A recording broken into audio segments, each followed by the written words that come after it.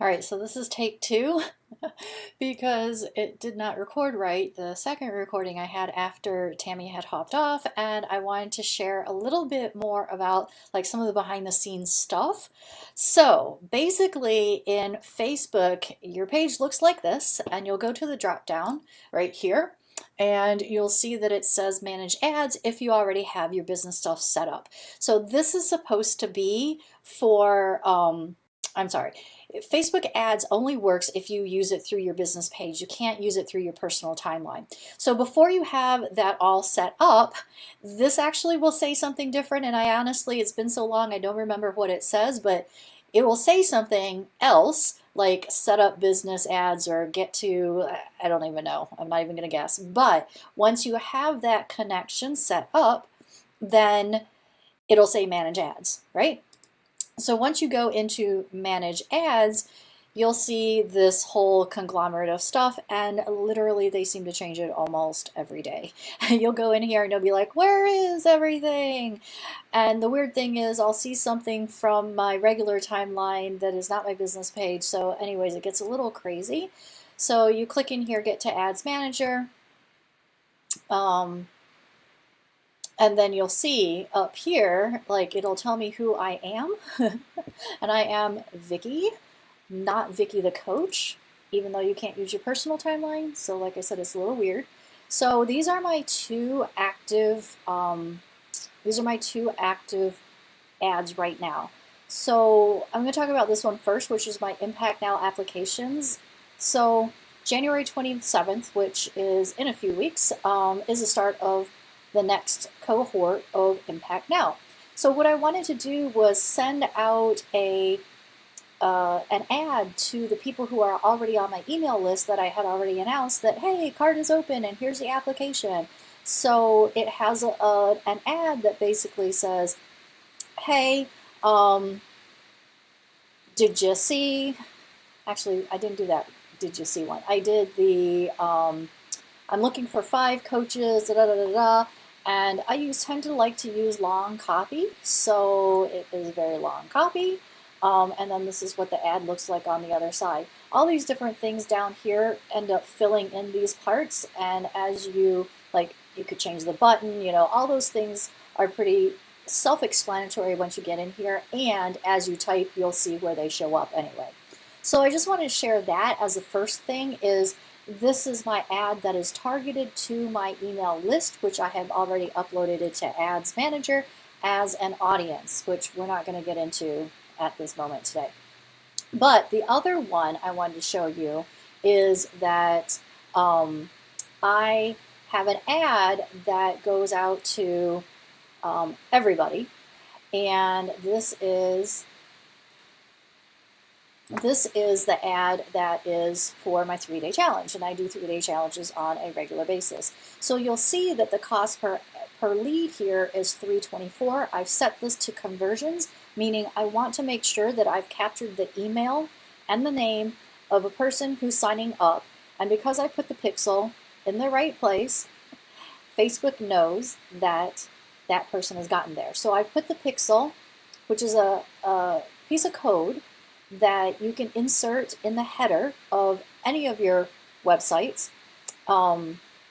That particular code is what triggers and indicates to Facebook, because you tell it if they land on this page, then they have already checked out, like address and everything, before they can ever get to that page. So what I mean is, people will get to my landing page, right? And it'll show what the offer is for the challenge. They'll enter their email. Once they enter their email, it'll say, hey, thanks, you're in, whitelist my name and join my Facebook group, blah, blah, blah, here's the next steps, kind of thing. And if they get to that page, the only way they can get to that page is by actually entering their email. Does that make sense? So that means that Facebook knows that they only hit that because they gave me the email address and name. So that counts as one of these people. And that's how they get the statistics on how much it's cost and all that stuff. In relation to this other application one, I don't have a thank you page on my application, so this really is the number of hits that I've had to that page. So a little bit different, right? So this is a campaign When you click into this, it'll take you to ad sets. When you click it one more time, it'll take you to the actual ad, and then you can go in and edit it. You can have multiple ad sets, multiple ads. We're not going to get into that right now. And then this is as well the ad. This is not my greatest day in graphics design with this, but it's working, so I'm gonna leave it there. It is square, as you see. As Tammy had mentioned, square is working better because then you can see it in all these different forms. Like these are all the different places that Facebook is going to put it, including Instagram. Okay, so then you can go down here and see a lot of my copy, and in a second I'll show you that like day 1, day 2, day 3, like this list here is basically the same as the copy that I have on my actual landing page for the challenge, and this is very similar as well. And I do that because I want to make sure that people have a connection, like they see that from the ad to the landing page it's tied together and that it is the same thing. Because as soon as people, are like, oh, that doesn't look the same, it's like a kind of thing, and then they don't want to give you their email address, they're not opting in, they're thinking, is this the right thing? Did I click to the right place? Is there something wrong with, like, is this set up wrong? So you want to make it as seamless and as familiar and as consistent as possible.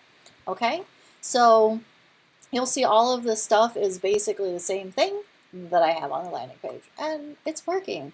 You might change it up a little bit, do little tests here and there, whatever, see what's working, but this is working for me.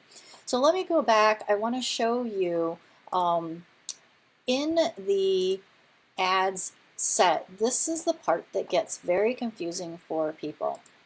And you can do a bunch of different things, but as somebody who is just starting out in ads, if that's you, then you want to make sure that you're doing something very easy, keeping it simple, right? I normally set my budget at $5 at the first day, knowing that it takes Facebook about a week to get their artificial intelligence to know who to put this person in front of. So some of the people that opt in might be $8, it might be $12, it might be, whatever. Don't freak out in that first week because it's just the Facebook algorithm and artificial intelligence and computations behind the scenes that are trying to figure out who is the best person to put this in front of. That cost will go down, but you have to be patient. You have to give it at least a week to figure it out. And then after that week, if I like what's going on, I'll increase it by $2, by $3, by $2. I don't ever jump. Don't jump from like $5 to $50 because it kind of freaks Facebook out a little bit. So you want to just incrementally go up. Maybe after you hit 20, 25, maybe you start going in $10 increments if you're going to go that high per day, right? And so that's how I set my budget. Now, when you go into the audiences, you just go in and create a new audience. You can have locations. Now here's the thing, sometimes I hear people saying, oh, I got 10-cent leads, I got 25-cent leads. I always wonder where the location is because you can get very, very, very cheap leads from Russia, but we don't really call those quality leads. And I'd rather pay a little bit more to get the quality lead than to just get a bunch of names on my email that don't mean anything, right? Canada, United Kingdom, United States, Europe, Australia, those are going to be more expensive. That's just the way it goes. Okay, you can choose your age. My demographic happens to be 35 to 58, and it can go beyond that. They do have, once you hit, I think it's 60, let's see, 65 plus, it's just everybody. So I would probably, if you have a older demographic, stop at 64. Okay. Then all genders, or you can pick female if that's what you're going after, and then interests. This is where it gets really cool, that you can target people who you think has your audience. So people who follow Amy Porterfield, Brian Tracy, Marie Forleo, Kim Garst, these are people who I think have people who want to write a book, have people who are interested in storytelling, have people who would be interested in the things that I share, and would be interested in this particular challenge, which happens to be about books and getting over writer's block, right? and then the behaviors, and then people who have said that they are self-employed, right? And these behaviors, here's the thing. A lot of Facebook people will say, oh, it didn't work. Oh, it did work. So it's a matter of you do have to test. And sadly, part of testing, I'm going to tell you right now, it's going to cost you money to test it. That's just how it goes. But as you get better and better, then it costs less and less, right?